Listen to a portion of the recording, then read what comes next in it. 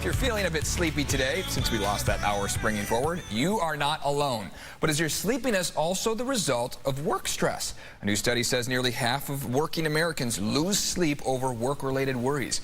Dr. Jen Farber is in the studio with us here to discuss this morning. You got a new book out as well, 90-Day Life. Tell us a little bit about the book and how it can help our viewers. Sure. So the book is all about a 9-stage journey on how to rebuild your life in 90 days. And so many people end up putting off their life and taking time for granted. I see it as actually using time as a sense of good urgency in your life. So we don't put off our lives until Fridays or until retirement, but actually how to do those things that we want to do now.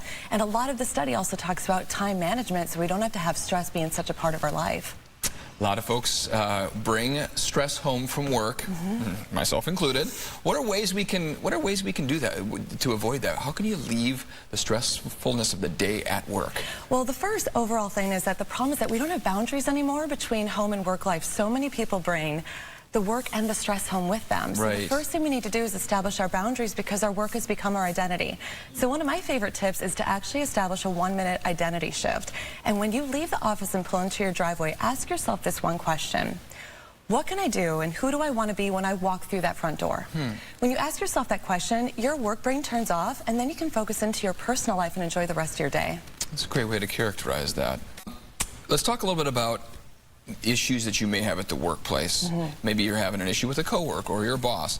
Is that one of the big stresses that impact people sleeping when they get home? Absolutely. Close to 20% of people actually report having sleep issues due to work-related stress with a coworker, and this is perceived as a really difficult problem to address. The way I see this is it's all about resolving conflict.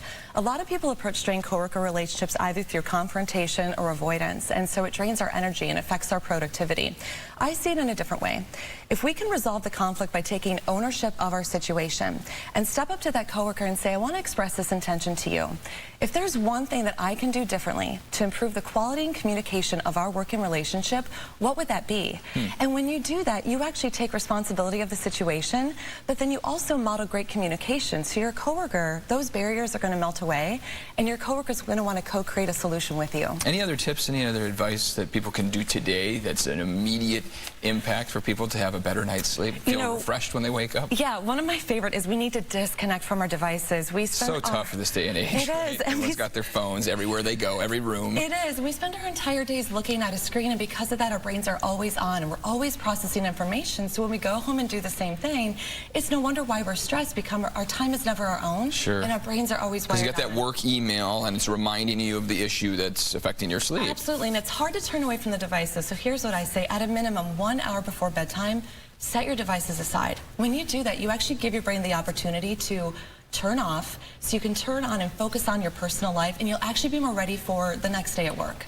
You can actually, if you don't address some of these issues, you can actually burn out, right? I mean, talk about that a little. Yeah, burnout is huge because a lot of people don't have a good balance of how to manage their time while at work and manage their productivity, because we try to fit everything into an 8-hour day. So I like to look at this from an unconventional lens and actually build a 6-hour day.